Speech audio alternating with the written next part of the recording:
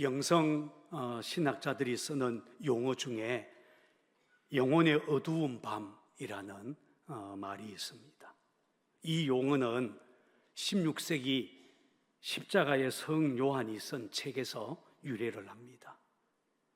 그는 성도들의 삶 속에 때로는 하나님이 자신을 버린 것과 같은 그런 절망적인 순간이 찾아올 수 있다라고 했습니다. 하나님이 멀리 있다고 느껴지고 마치 하늘이 닫힌 것 같은 그런 순간을 누구나 경험할 수 있다라고 했습니다. 그때가 바로 영혼의 어두운 밤입니다. 같이 한번 해볼까요? 영혼의 어두운 밤. 오늘 우리가 순서에 따라서 읽어나가고 있는 시편 88편이 바로 그런 시입니다. 시편 88편은 150편의 시편 중에서 가장 어둡고 우울한 시입니다. 이 시편의 표제를 보면 고라 자손의 찬송시, 곧 에스라인 헤만의 마스길, 인도자를 따라 마할랏 르한노스에 맞춘 노래라고 되어 있습니다. 이 노래의 곡조가 마할랏 르한노스에 맞춘 것이라고 했는데, 여러분 성경 맨 끝에 나오는 각주 풋노트에 보면 병의 노래라고 되어 있습니다. 그것도 아주 오랜 질병의, 고통스러운 질병의 노래라고 할 수 있습니다. 아마 오랜 질병으로 인해서 고통당하고 있던 시인이 그 고통 속에서 부르는 노래인 것 같습니다. 그래서인지 이 시편의 곡조는 굉장히 무겁고 슬픈 곡조인 것을 느낄 수가 있습니다. 지금까지 우리가 읽어왔던 시편 대부분은 힘들고 어려운 상황에 놓인 시인이라 할지라도 시편 초반에서는 하나님을 향해 고통스럽게 부르짖다가 시편 후반부가 되면 하나님의 사랑을 신뢰하면서 믿음을 고백하고 그리고 하나님께 감사와 찬양으로 끝나는 그런 공통적인 패턴이 있었습니다. 그런데 시편 88편은 전혀 다릅니다. 고통스러운 부르짖음으로 시작해서 고통스러운 신음으로 끝이 나고 있습니다. 여기에는 하나님에 대한 감사, 하나님을 향한 찬양의 내용이 하나도 나오지 않습니다. 오히려 내가 이렇게 고통받는 것 다 하나님이 하신 일 아닙니까? 어째서 나를 버리시고 그 얼굴을 감추십니까? 라는 원망과 한숨만 가득해 보입니다. 말하자면 시편 88편은 처음부터 끝까지 극심한 고통 속에서 부르짖다가 그냥 그 부르짖음으로 끝이 나는 시라고 할 수가 있습니다. 변하지 않는 상황, 해결되지 않는 고통에 대한 답답함, 속상한 마음이 가득합니다. 히브리어 성경으로 이 부분을, 이 시편을 읽어보면 이 시편에 나오는 맨 끝 단어가 어둠, 마허샤카입니다. 영어로 번역한 영어 성경들의 마지막 단어도 대부분이 어둠, 다크니스입니다. 우리말 세번역 성경은 오직 어둠만이 나의 친구입니다 라는 말로 끝을 맺습니다. 그래서 오늘 저의 설교의 제목도 오직 어둠만이 나의 친구입니다 이렇게 정해봤습니다. 자, 같이 한번 해볼까요? 시작. 오직 어둠만이 나의 친구입니다. 그러면 여러분, 왜 이렇게 절망과 탄식으로 끝나는 이 시편이 성경에 실렸을까요? 좀 은혜로운 시, 감사와 찬양이 넘치는 그런 밝은 시들을 성경에 모아두는 것이 훨씬 좋지 않겠습니까? 그러나 한 가지 분명한 것은 성경은 의도적으로 좋은 것만, 은혜로운 것만, 일부러 그런 것들만 모아서 묶어놓은 책이 아니라는 것입니다.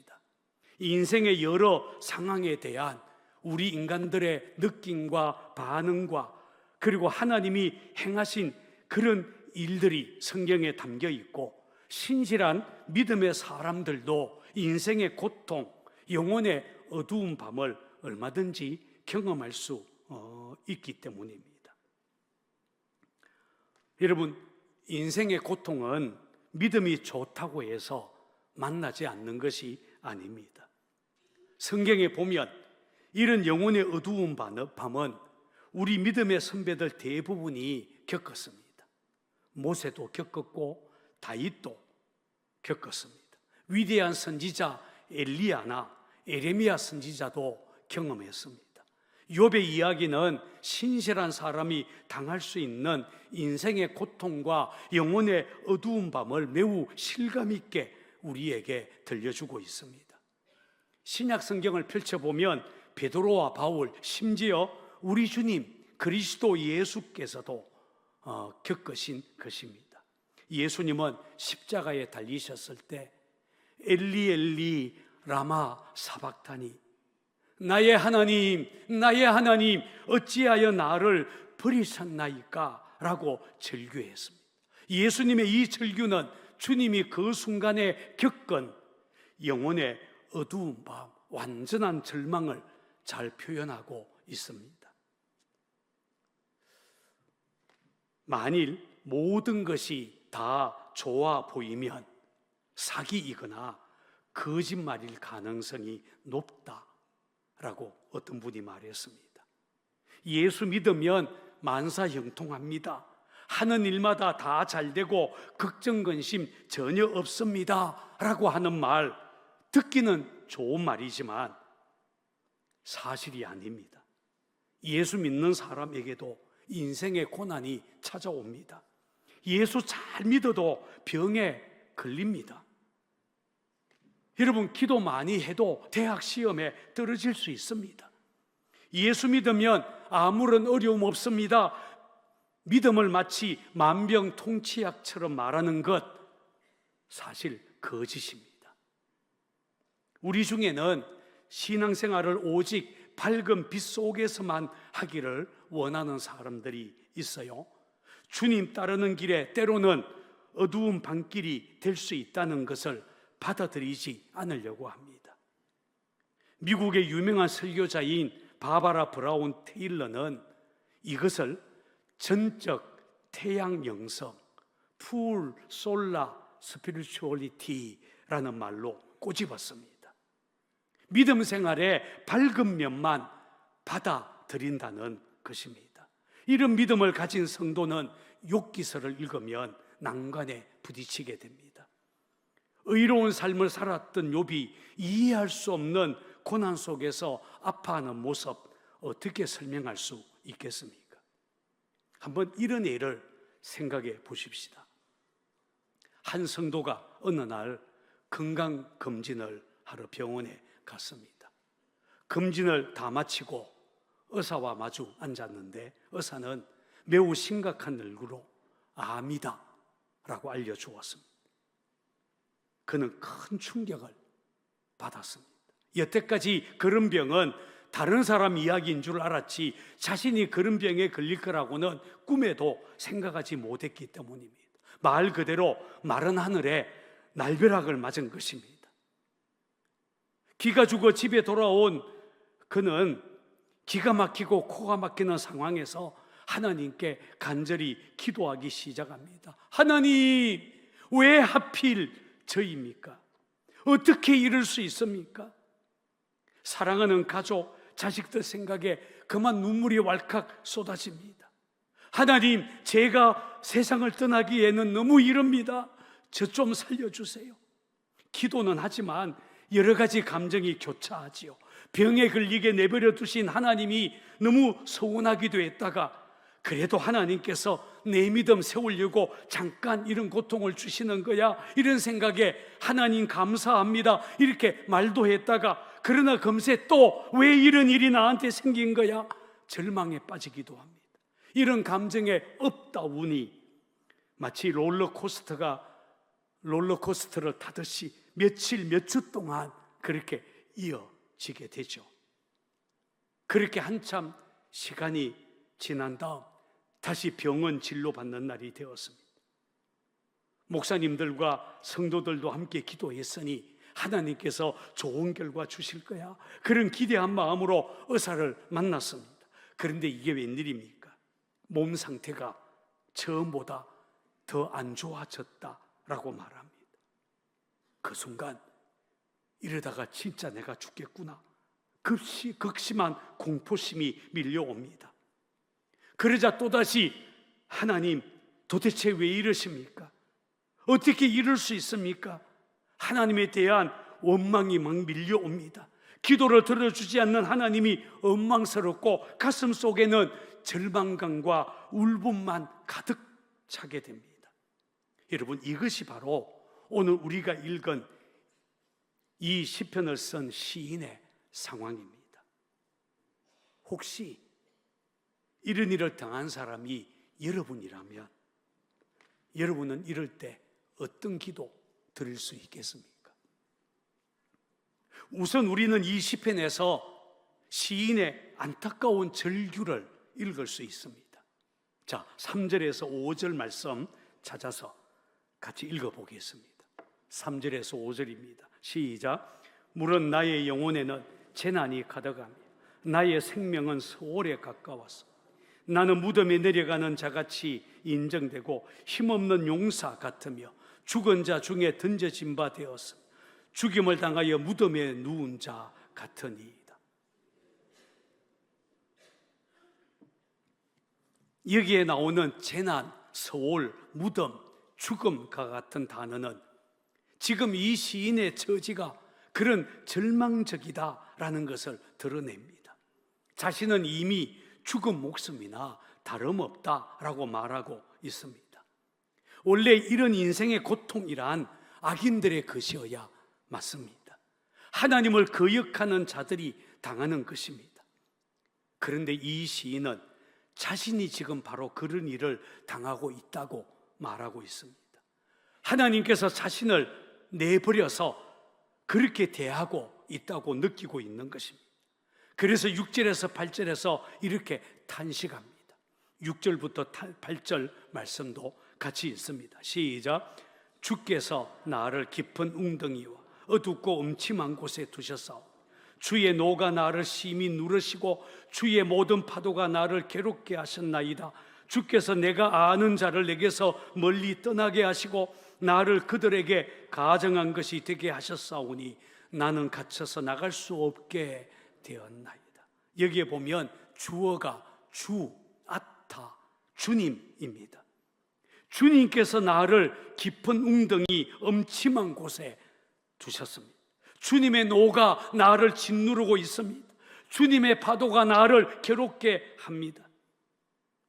주님의 명령에 불순종했던 선지자 요나가 바다에 내던져졌을 때 주의 파도와 큰 물결이 다 내 위에 넘쳤나이다라고 고백했는데, 이 시인은 바로 자기 자신이 그렇게 내던져져서 지금 하나님의 손에 다루어지고 있다고 한 것입니다.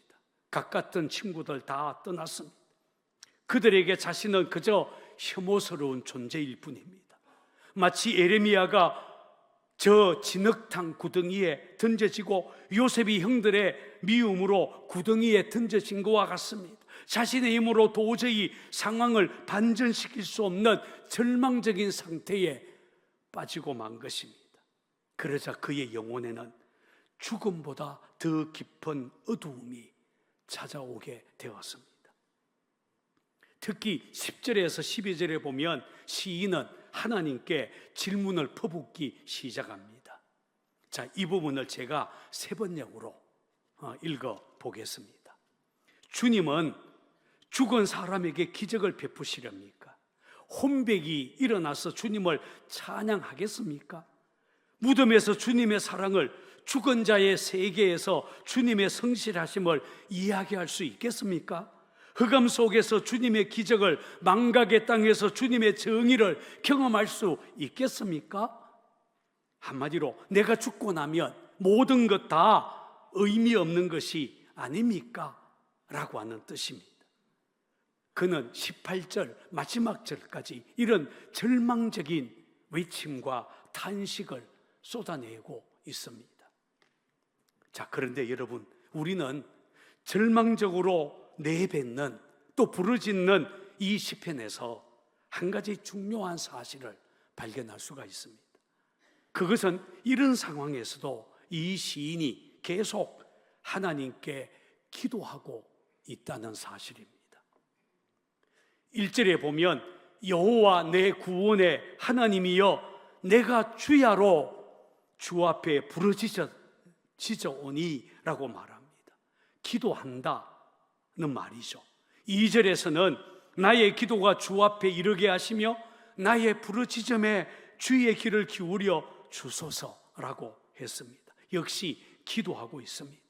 9절에서도 여호와여 내가 매일 주를 부르며 주를 향하여 나의 두 손을 들었나이다. 13절에서도 여호와여 오직 내가 주께 부르짖었사오니 아침에 나의 기도가 주 앞에 이르리이다 라고 했습니다. 다 기도하고 있다 라고 말합니다.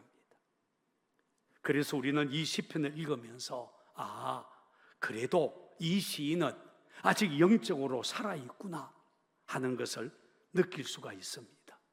구원받은 자, 그 속에 하나님의 생명이 있는 사람, 예수 생명 있는 사람은 어떤 경우에도 이렇게 기도할 수 있기 때문입니다.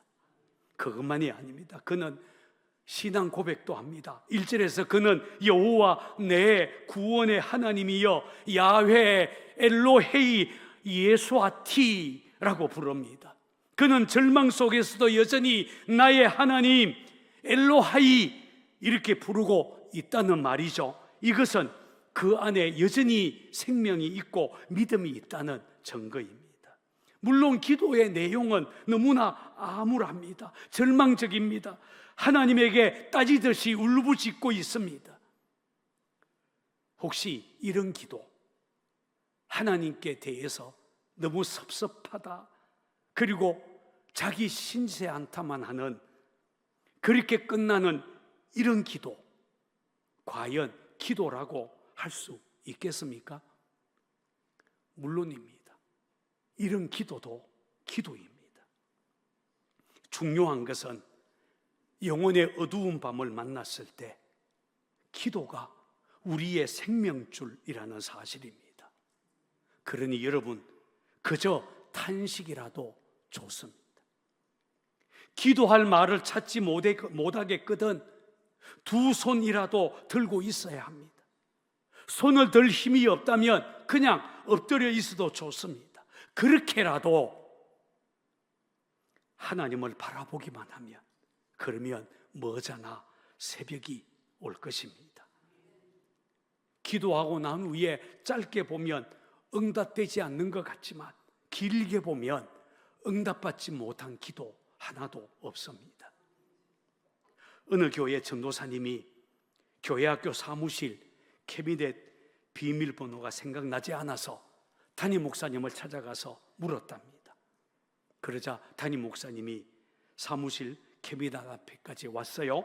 그리고 기도하듯이 한참 동안 하늘을 몇 번 쳐다보더니 캐비넷 문을 열었습니다.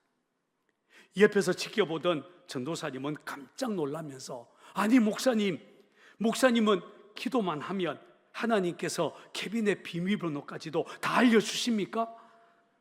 하고 놀라와 했습니다. 그러자 이번에는 담임 목사님이 매우 당황스러워하면서 이렇게 대답했다고 합니다. 아니 전도사님, 캐비넷 비밀번호는 저 천장에 적혀 있잖아요.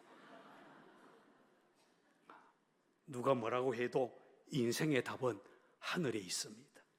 우리 하나님에게 인생의 답이 있습니다. 하나님만이 나를 도울 수 있고 하나님만이 나를 구원할 수 있습니다. 그러므로 영혼의 어두운 밤이 오더라도 기도의 끝만은 놓치지 말아야 한다라는 것입니다. 그렇다면 왜 하나님은 주의 사랑하는 백성을 그토록 영혼의 어두운 밤에 내던지실까요? 물론 우리 하나님은 너무나 좋으신 하나님, 사랑이 풍성하신 하나님, 우리 아버지가 아니십니까? 그런데 우리의 사랑하는 아버지 하나님은 때때로 우리가 고난 당하는 것 허락하실 때가 있습니다. 어려운 상황, 긴 질병 가운데 내버려 두실 때가 있다는 것입니다. 어떤 분의 글에 보니까 시골집에 불이 났을 때 외양간에 있는 소를 끄집어내는 일이 여간 어려운 일이 아니라고 했습니다. 소가 도무지 움직이지 않으려고 할 때, 안 움직이고 버티고 있을 때에 아무리 힘센 장사라도 소를 끌어내기가 만만치 않다는 말입니다. 그런데 그렇게 버티는 소를 외양간에서 끌어내는 아주 간단한 방법이 있다고 했습니다. 그것은 소 여물통을 뒤집어 엎어버리는 것입니다. 소도 생각이 있겠죠. 여기서는 더 먹을 게 없겠구나. 그러면 순순히 걸어서 나온다고 합니다. 하나님께서도 우리 인생의 여물통 뒤집어 엎어버릴 때가 있습니다. 우리가 그 죄악의 상태에 그냥 머물러 있을 때, 그렇게 있다가는 우리 영혼이 심각한 상태에 빠지게 될 것을 아실 때 하나님은 우리 인생의 여물통을 그냥 뒤엎어 버리시는 것입니다. 아마 우리 중에 어떤 분은 인생의 여물통이 뒤집어져서야 비로소 하나님 앞에 나온 사람 있겠죠. 누구라고 말은 안 하겠지만 있겠죠. 우리는 하나님의 역사, 하나님이 하시는 일 낱낱이 다 이해할 수 없습니다.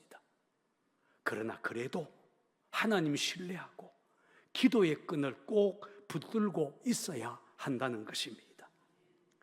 로마서 1장에 보면 사도 바울은 로마에 가고 싶어 했지만 길이 막혀서 갈 수가 없었다고 말합니다. 형제들아, 내가 여러 번 너희에게 가고자 한 것을 너희가 모르기를 원하지 아니하노니 지금까지 길이 막혔도다 라고 했습니다. 아니, 로마에 있는 그리스도인들에게 가서 예수의 복음, 그 생명의 복음 전하고 싶은데, 아니 우리 생각에는 하나님께서는 없던 길도 열어주셔야 되지 않겠습니까? 그런데 왜 하나님이 길이 막히도록 그냥 내버려 두셨을까요? 바울이 얼마나 마음 답답했겠습니까?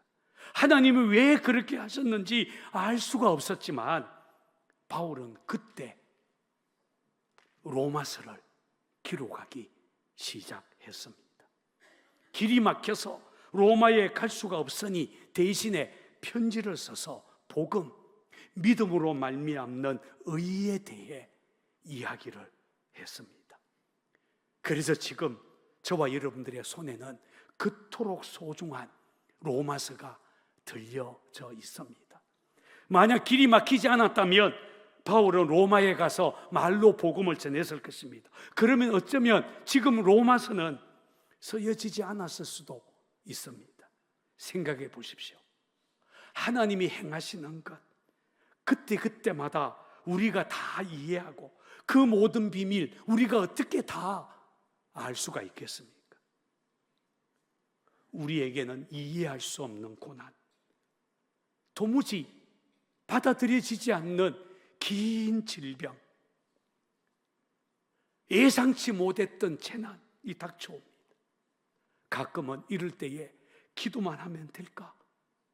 그런 의심이 들기도 하겠지만, 그러나 분명한 것은 그렇게 긴 고난 속에 우리가 설명할 수 없는 하나님의 은혜와 복이 감추어져 있을 때가 얼마나 많은지 모른다는 사실입니다.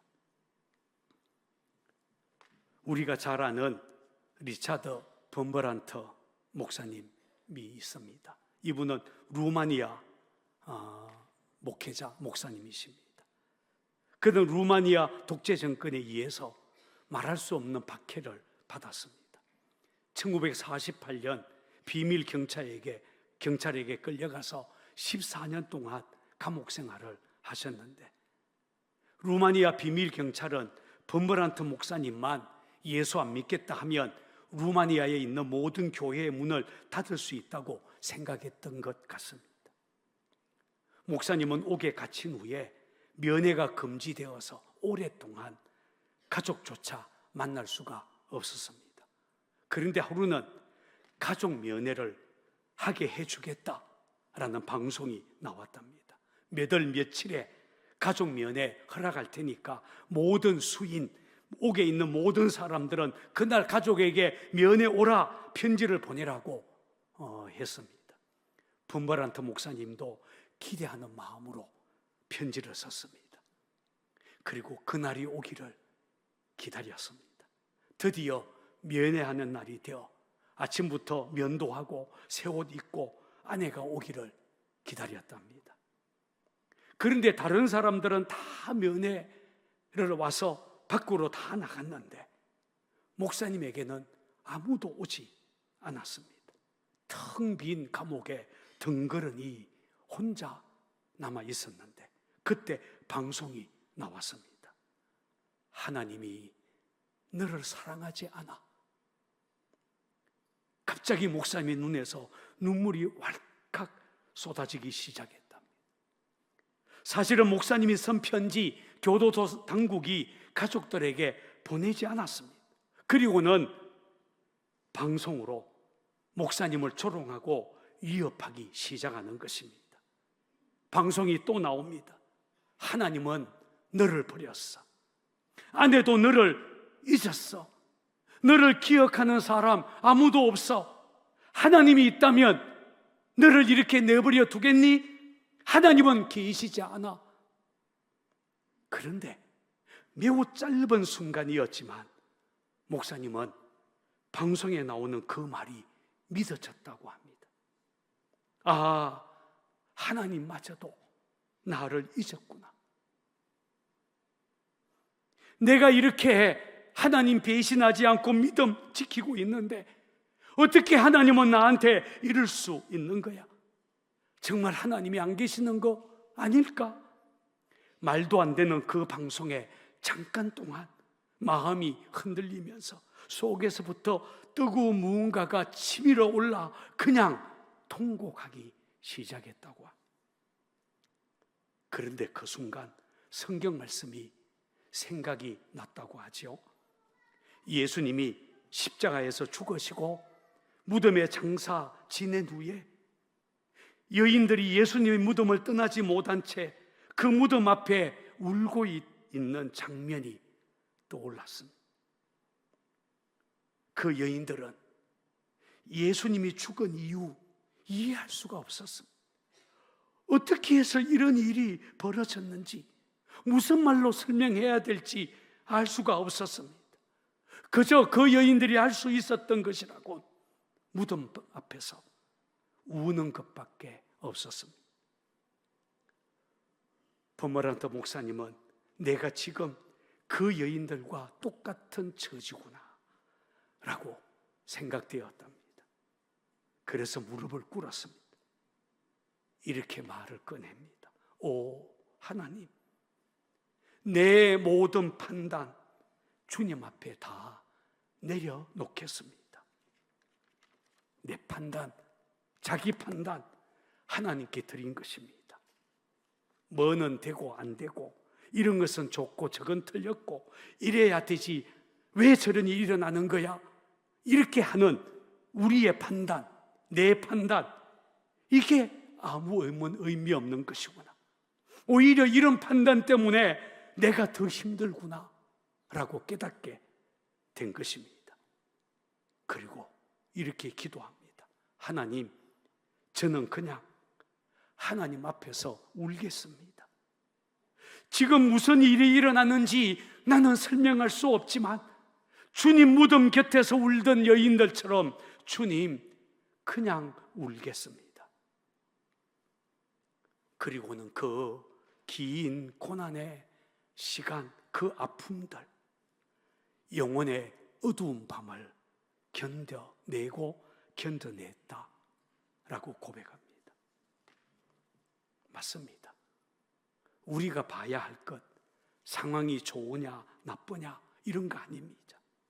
우리가 붙잡아야 할 것은 내 안에 오신 예수 그리스도 그분입니다. 우리의 상황은 주님이 바꾸어 주실 것이고, 우리가 할 일은 그 주님을 믿고 기도의 끈 놓지 않는 것입니다. 주님이 오셔서 지금 내 안에 계신 것이 분명하다면 고난 한가운데 있더라도 뭐가 문제가 되겠습니까? 예수님이 내 안에 오신 것, 그리고 지금 나와 함께 하신다는 것, 이거 하나로 충분하지 않겠습니까? 혹시 오랜 질병으로 고통당하고 있다 하더라도, 절망할 일이 생기고 영혼의 어두운 밤을 만났다 하더라도, 그렇더라도 지금 내 안에 오신 예수님 확인하고 그 주님 바라보고, 그리고 기도의 끈 결코 놓지 않는 저와 여러분이 되기를 주의 이름으로 축원을 드립니다.